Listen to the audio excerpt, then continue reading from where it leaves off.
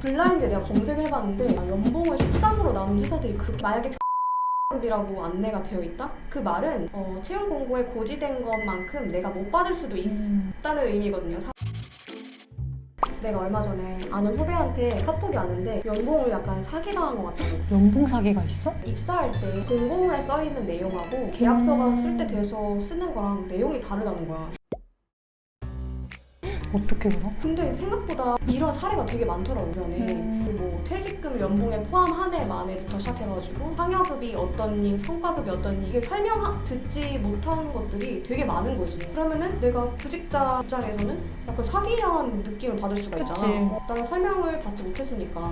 블라인드에 내가 검색을 해봤는데 연봉을 13으로 나눈 회사들이 그렇게 많더라. 그들에게는 13월까지 있는 거야? 부당한 대우를 겪는 사람들이 정말 많구나. 신입으로 들어가게 되는 경우에는 이런 거에 대해 아무것도 모르잖아. 정말 영인 상태에서 들어가게 되면 진짜 눈 뜨고 코 베이는 일도 완전. 허다할 것 같아. 솔직히 나도 아직 내가 어떤 구조에서 돈을 받고 있는지 엄청 빠삭하게 알고 있진 않거든. 신입사원분들은 오죽하겠냐고. 그래서 우리가 눈 뜨고 코 베이지 않기 위한 콘텐츠를 준비했습니다. 코를 지키기 위한 꿀 같은 콘텐츠를 준비했습니다. 먼저 어려워. 이거 회사 교육 영상 아니고요. 다음. 먼저 연봉에 대해서 설명을 해드리겠습니다. 연봉을 구성하는 것들이 한 4가지 정도로 나눠서 생각을 하시면 될 것 같은데요. 첫 번째는 기본급, 두 번째는 수당, 세 번째는 상여금, 네 번째는 성과급. 이렇게 4가지로 연봉이 이루어져 있는데요. 그래서 아마 월급을 처음 받고 명세서를 받아보신 분들은 그 급여 명세서에서 이 4가지 항목들을 찾아보실 수 있으실 거예요. 그래서 첫 번째로 기본급 먼저 설명을 해드리자면 정말 쉽게 말하면 그냥 회사에서 출근해서 숨 쉬고 밥 먹고 똥만 싸도 받을 수 있는 기본 임금이라고 봐주시면 돼요. 그래서 내가 굳이 뭘 하지 않고 뭐 어떤 성과를 끌어오고 어떤 프로젝트를 추진하지 않아도 받을 수 있는 보장된 나의 월급이라고 생각을 해주시면 되고요. 수당 같은 경우는 뭐 야근 수당, 그리고 내가 밥 먹는 식대, 교통비, 유류 지원비, 아니면 뭐 직책별로 다 나뉘는 수당 같은 기본급 외에 추가로 지급이 되는 수당이라고 생각을 해주시면 되는데, 사실 이거는 종류가 너무 많아서 다 나열을 해드리기도 어렵고 회사마다 다 다르기 때문에 내가 속한 회사에 어떤 수당이 있는지 한번 찾아보시는 것을 추천을 드립니다. 세 번째는 상여금인데요. 상여금은 보너스라고 생각을 해주시면 되는데요. 이거는 기본급 외에 회사에서 나한테 얼마씩 추가로 주기로 한 돈이라고 생각하시면 돼요. 그렇기 때문에 상여금 혹은 보너스라고 부르는 거고요. 이게 사실 회사마다 좀 또 달라요. 그래서 기본급의 몇 %로 정해져 있는 경우도 있고 또 1년에 몇 번 지급할지 어떤 방식으로 지급할지 다 다르기 때문에 이것도 한번 회사마다 어떻게 지급이 되는지 알아봐 주시면 좋을 것 같아요. 그리고 네 번째로 성과급은 말 그대로 성과에 대한 보상이라고 보시면 돼서 방금 전에 말씀드린 상여금이 보너스였다면 성과급은 인센티브라고 불러요. 그래서 성과급은 내가 정말 얼마나 잘했느냐 성과에 따라서 금액이 달라지는데요. 또 이 성과금이 고정 성과급과 변동 성과급으로 나뉘어요. 근데 보통 사람들이 말하는 일반적인 성과급은 고정이 아닌 변동 성과급이라고 생각을 해주시면 됩니다. 그래서 고정 성과급 같은 경우에는 아마 계약 연봉에 포함이 될 텐데 고정 성과급이 아닌 변동 성과급은 계약 연봉에 포함이 안 될 거라서 이 부분도 좀 참고를 해주시면 좋을 것 같아요. 그러면 이제 성과급이랑 상여금이 있다는 건 알겠는데 가끔 채용 공고 보면은 연봉 3,600에 상여금 600% 이렇게 써 있잖아. 이거는 쉽게 말해서 내가 월급이 100%라고 가정했을 때 이 월급의 6배를 추가로 지급하겠다라는 뜻으로 해석하면 돼. 그러면은 이게 궁금할 거야. 연봉 3,600에 상여금 600%가 포함이냐 미포함이냐. 이게 중요하잖아. 당연하지. 만약에 이게 포함이면 내 천지 월급 차이지. 그냥 날로 먹는 거잖아. 내 인건비를. 그래서 이거는 사실 명시를 해놓는 곳도 있는데 채용 공고에 안 나와 있는 곳도 있어요. 그럴 땐 어떡하냐. 내가 눈 딱 감고 지원을 하던가 아니면 전화를 해서 관련 부서에 확인을 해보시는 게 사실 제일 깔끔하겠네요. 맞아. 너무 공격적으로 보일까 봐 걱정되신다면 부드럽게 설명을 하시면 될 것 같아요. 제가 기사의 채용 공고를 보고 연락을 드렸는데 궁금한 점이 있어서 전화 드렸다. 상여금은 연봉에 포함인지 안 포함인지 혹시 알려주실 수 있냐. 근데 이거를 기분 나빠할 회사는 없거든요. 너무 기본적으로 내가 궁금할 수 있는 부분이잖아. 왜냐면 뭐 내가 받는 돈이고 내 권리인데 그건 챙겨야 된다고 생각을 합니다. 그럼 여기서부터 진짜 중요한 체크 포인트가 있습니다. 상여금이 연봉에 포함이냐 아니냐. 포함이다 라고 하면은 3,600을 연봉이라고 가정을 하고 상여금 600%. 이걸 어떻게 계산하냐? 월급이 100이면은 12번 곱해서 1200%예요. 여기에 상여금 600%를 더하면 1800%죠. 이 1800%니까 18로 나누는 거야. 연봉을 3,600을. 그러면은 3,600을 18로 나누면 200만 원이 월급인 거고 나머지 1,200만 원이 상여금으로 지급이 되는 거지. 반대로 포함이 아니다. 별도 지급이다 라고 하면 완전 땡큐인 거지. 그렇게 되면은 어떻게 계산하냐? 그냥 3,600을 12로 나누는 게 돼요. 그렇게 되면 300만 원이 월급이고 300 곱하기 6, 600%니까 그러면 1,800만 원. 이거는 별도로 나한테 또 들어온 돈인 거야. 이렇게 계산을 하시면 된다. 근데 여기서 주의사항이 있어요. 그 상여금이 일시불로 지급되느냐 아니냐는 회사마다 다릅니다.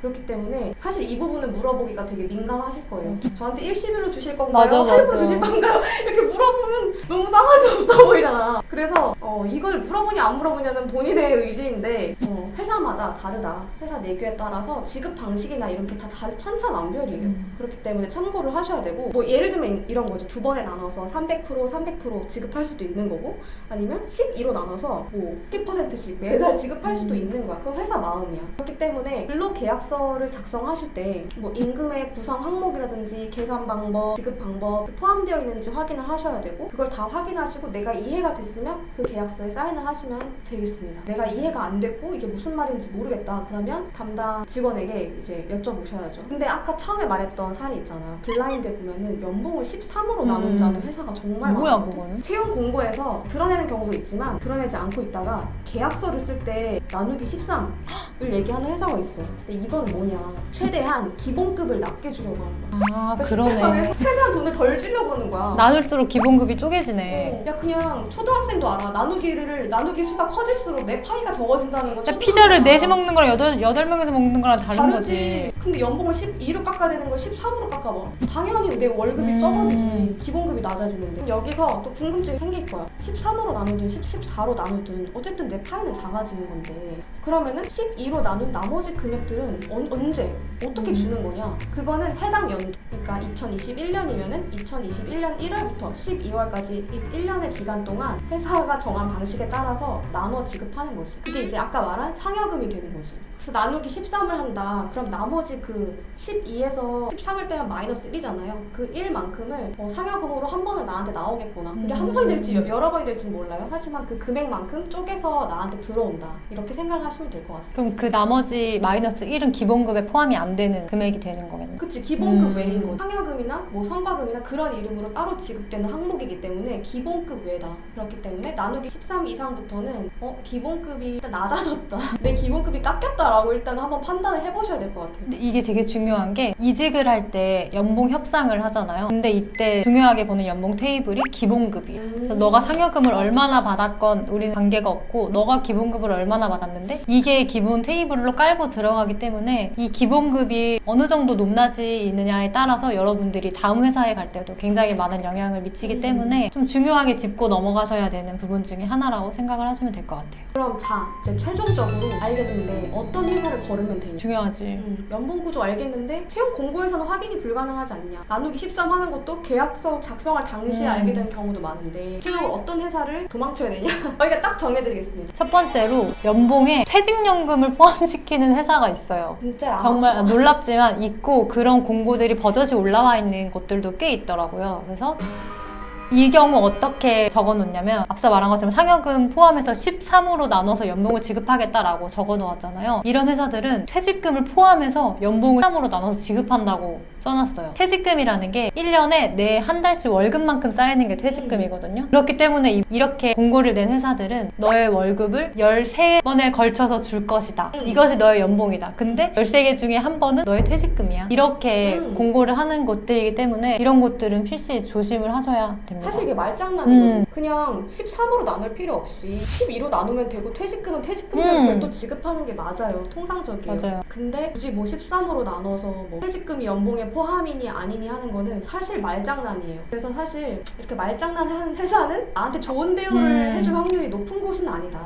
근데 하나 주의해야 되는 게 그럼 이거 불법 아니에요? 물어보시는 분도 있을 거예요. 근데 되게 납삽한 게 뭐냐면 연봉에 포함하는 퇴직금은 불법이 아닙니다.